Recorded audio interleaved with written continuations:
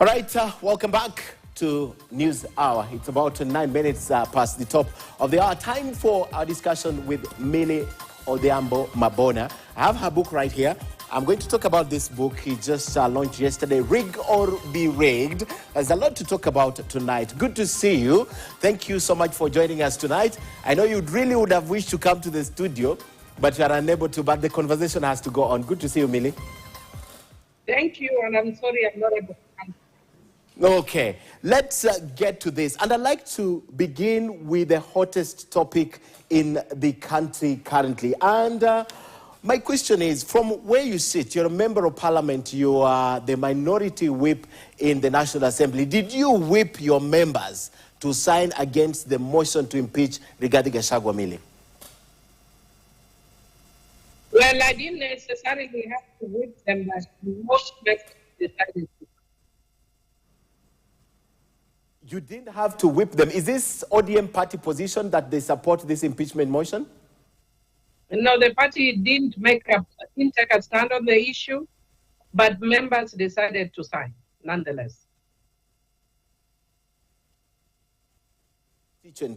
That you did not want to get involved with this motion at all until the parties that support Rigathi Gachagua mentioned or dragged in the name of Raila Odinga. Was that reason enough to sign, because you said that is the reason you signed? Well, what I've decided to do, a motion in itself is not actually a... Okay. The substantive vote is yet to come. Okay. And when the substantive vote comes, we will vote based on the grounds that have been presented and also based on the public participation. Okay. So a motion in itself is not a bad deal. Okay. A motion in legal terms is sort of like be an indication of an intent. You have been a member of parliament. You are a ranking member of parliament. Have you witnessed in the last 4 terms something like this in the National Assembly? Not quite. We have not quite witnessed a situation where a deputy president of the vice president have come close to speaking removed, being impeached. That happened not when I'm in parliament. Not when you're in parliament. How big but is...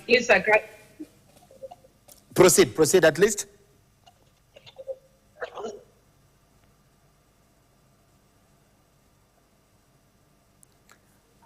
I was about to ask you... this yes. is big for Kenya. How significant as a lawmaker, as a lawyer to jurisprudence, to democracy in this country, how big and how much of attention should Kenyans give such a thing in the country currently happening?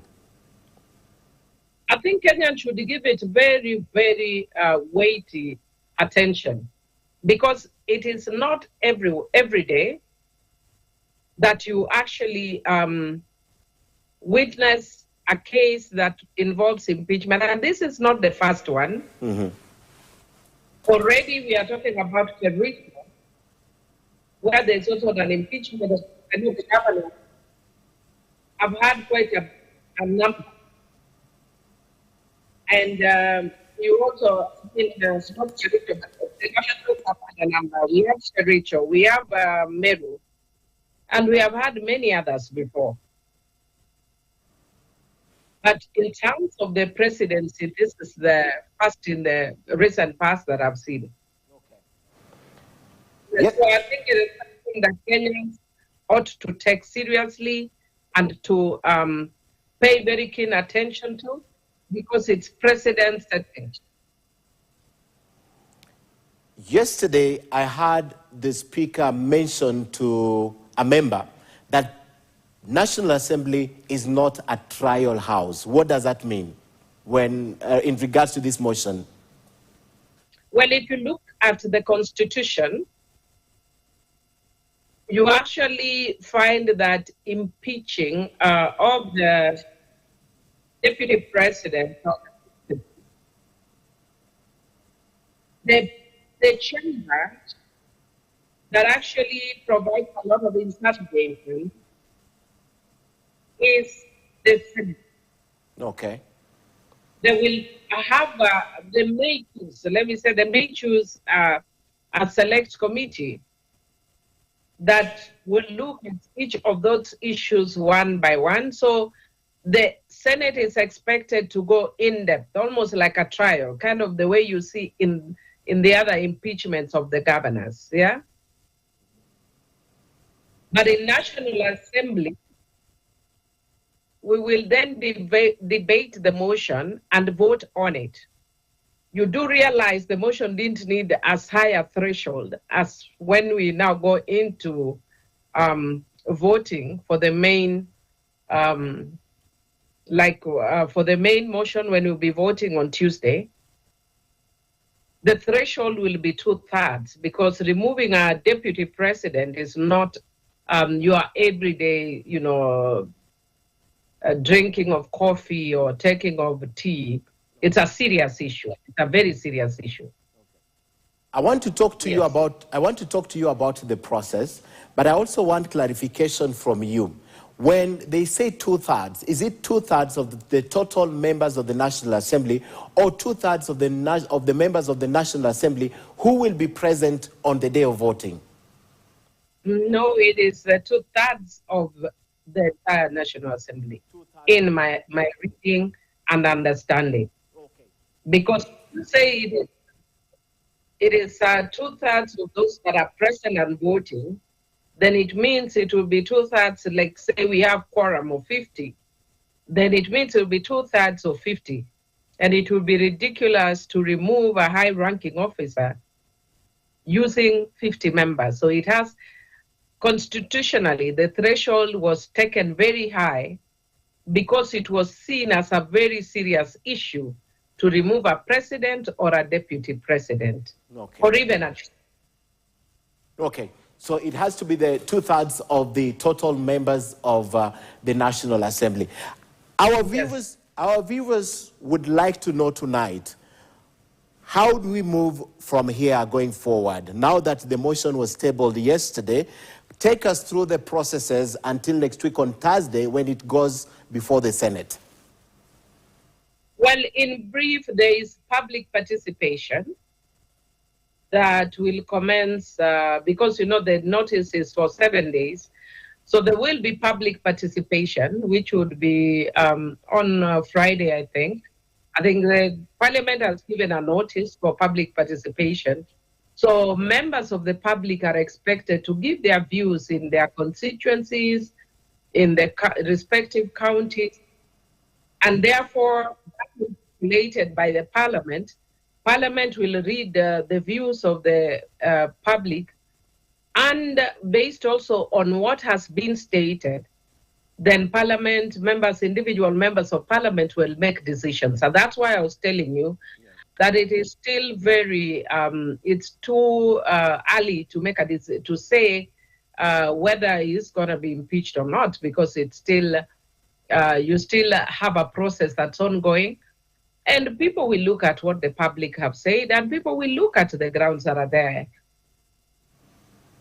And suffices to say that out of the 11 grounds that are there, if any, just a single one is confirmed, then the deputy president gets impeached. If any of them fits the grounds that are provided in the Constitution, including gross misconduct. And you see, gross misconduct is very fluid. So you cannot get a single hold on how to explain gross misconduct. That's what you mean? Yes, gross misconduct means that you have convinced 2/3 of members one aspect of what the deputy president did amounts to gross misconduct, for instance, or that is done something that violates the Constitution. I'd like now to talk about your party, ODM, and Yes. does ODM party still exists as an opposition party to the government? ODM exists as a minority party, of which I am the chief whip, minority whip. So yes, it is a minority party in parliament.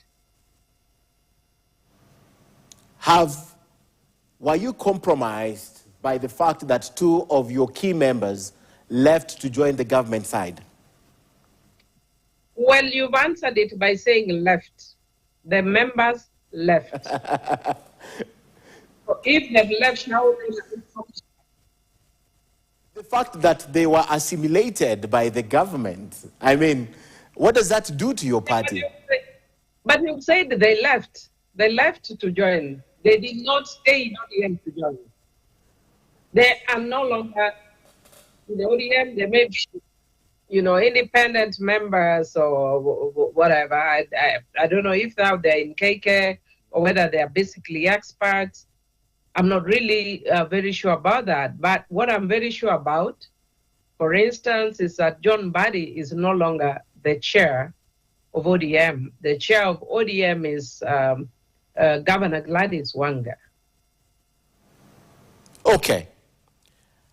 Is ODM divided also? There are those people who support, we see them, the likes of Babu Owino, who are on the other side, who have refused completely to move. And there are also those members who feel that it's a good thing for ODM party to work with the government, but not to move to the government side. Well, I think that is sort of a wrong description of what's going on, because ODM has not moved into government. ODM at the current, now, especially after the unrest that rocked the country, has agreed to have a loose working relationship with the government to stabilize and normalize the situation in the country. There's no legal arrangement for ODM to work or to be part of the government. So ODM is not part of the government. So whether somebody agrees or don't agree is really neither here nor there. I am not part of the government. I am minority whip. Okay. Once in a while, you can joke and say, oh, I'm broad-based Swiss, but it's a joke. It's not a reality. In reality, I am the whip or minority whip of the ODM party. ODM, your party is not divided along those lines?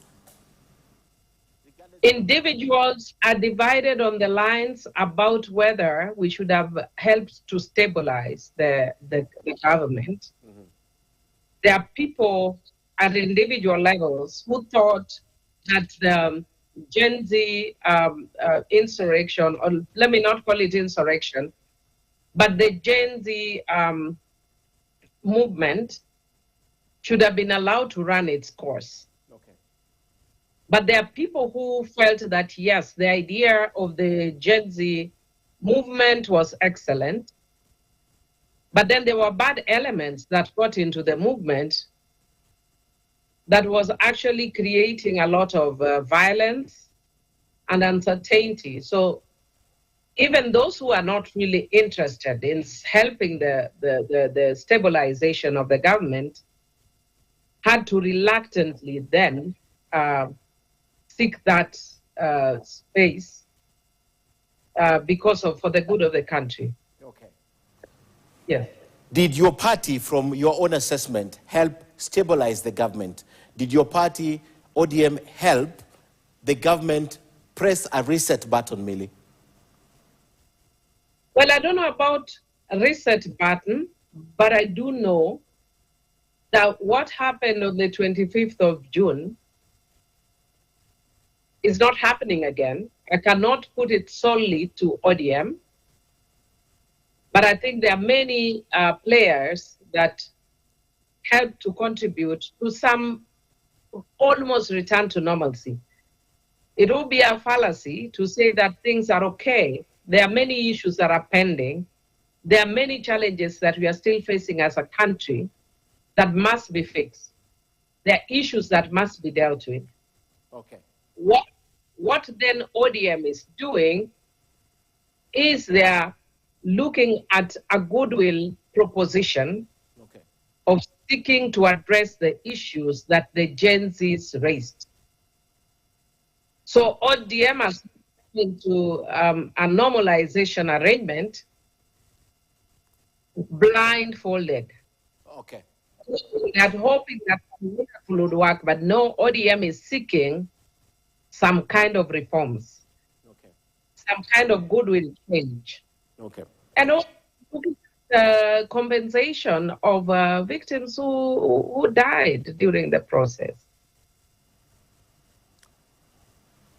Your affiliates in Azimio, before I talk about rig or be rigged, your affiliates in Azimio seem to have moved on without ODM. Now we see DAPK. I know you don't speak for them, Wakili. I see DAPK on the other side with Wiper, with Jubilee Party. It seems ODM going to the broad-based government was the end of Azimio. Because the beginning of the end started long ago with the funds that go to the political parties. But it seems that that was the final nail in the proverbial coffin. So your relationship with your affiliates, even in Bunge? Well, in Bunge, we work fairly well with our Azimio colleagues. Even though we may not agree on the way we do certain things, but in politics, a day is a long time. So we can't say there's anything that is a final nail. Who would have thought here at this time that there would be an impeachment motion against the deputy president? Nobody would have imagined. So in politics, a day is a long time. So until the legal deed between the Azimio partners is over, you can't say that there is a day. No. Okay, good.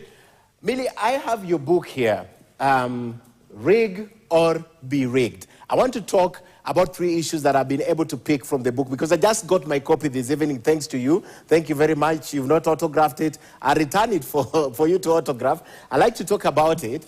But why the title, Rig or Be Rigged? Well, the title Rig or Be Rigged is clearly reflecting our current politics. But it is rig or be rigged with a question mark. That what obtains in Kenya is that in our elections, you are always expected to rig or be rigged. And so when you get into elections thinking that everything would be fair, you are starting actually on a weaker point. Okay. But the book concludes that there's a third, more difficult option that the country should be aspiring towards, which is doing things the right way. But I give the reality first, which is what I call real politics.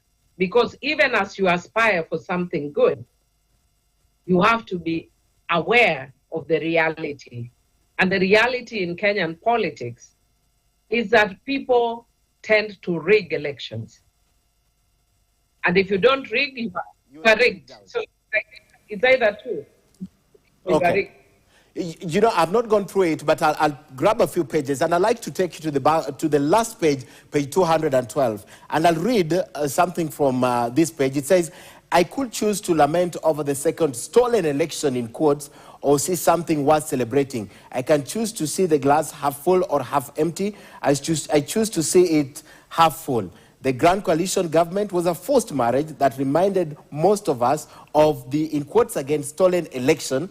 Ushering it off the stage marked the end of a government that reminded us once more, quotes, stolen election and a dark blot in Kenya's history. The legacies delivered under the forced marriage, though, is something to write home about. Your conclusion is that, for now, is my glass half full, Millie. Yes. Explain that paragraph for us, because in context of these marriages that happened during the elections or post-elections.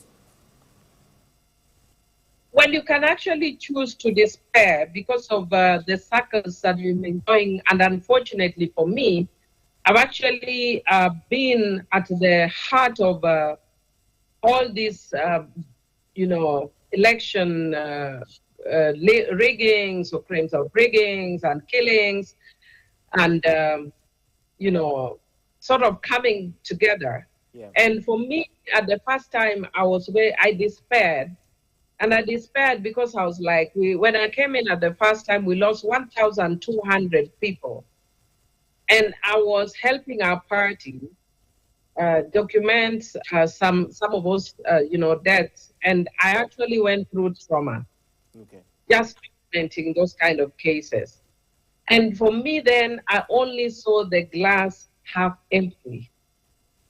Things were really horrible. Okay. But then we were forced into a marriage. People nowadays talk about certain issues as though Honorable Raila Amolo Odinga decided, hey, Kibaki, come, let's work together. No. The international community asked them to work together for the sake of peace in the country. And so Honorable Raila reluctantly agreed to work for the sake of the country.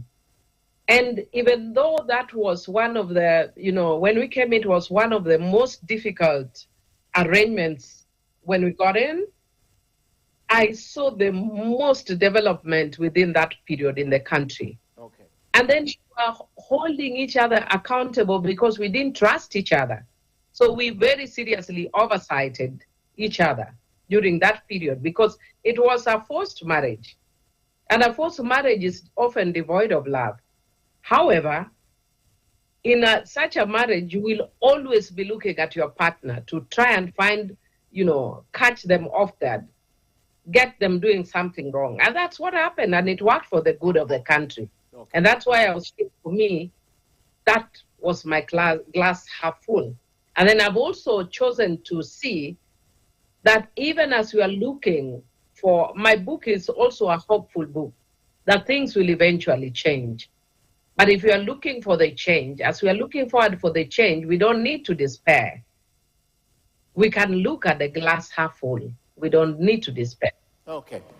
The book, Millie, is largely also about you as a woman leader, as a politician. You also reflect on a lot of campaign violence, especially against women. You've also reflected on the party nominations, what happens during the elections, and the general perception as a whole that women have to be compromised or have to compromise in order to get to that seat of power. In fact, you are known as Bad Girl Millie, and you say, unless you're a bad girl, only bad girls get the corner office, Millie. So take me through also that reflection. Well, the reason why I thought also that I had to pen up our experiences is because when I talk to very many women leaders who have been elected before, they've actually gone through amazing challenges. But when we couch it together, like just saying, I went through violence, that doesn't mean anything. But when Naomi Shaban tells you that on the day of one of the days that she went through elections, somebody was killed outside her house. If Millie Odhiambo tells you that her bodyguard with a name and a family was killed, and I take you through that process, then you're actually putting reality to the word, this big word, violence. It's not just violence. It's something that happens to people. It's something that affects people's lives.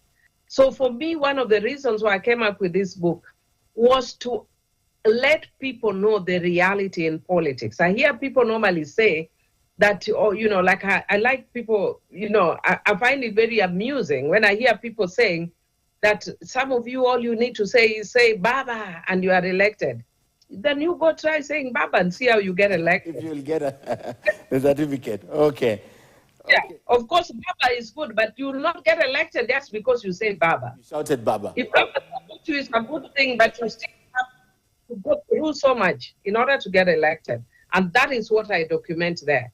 Okay. And also, women, as women go through the gendered innuendos, and I decided I'm going to call them as they are. I'm not hiding what women have to go through to get elected.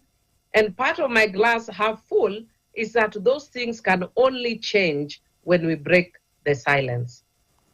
Okay, very interesting read indeed. I know there's the aspect of animosity, the balance between men and women, and the kind of favors they get in politics, even though they share the same ideologies. But I'd like to talk to you just briefly about the unwritten rules. You as a woman having to go into politics, this is something you've also dwelt with, and having to balance the aspect of family life also. How hard, briefly, is that? It is very hard. It is very hard. I share an experience. For instance, at a period my mother died, and the public came to see me when we had called for prayers, and we actually had a very difficult moment.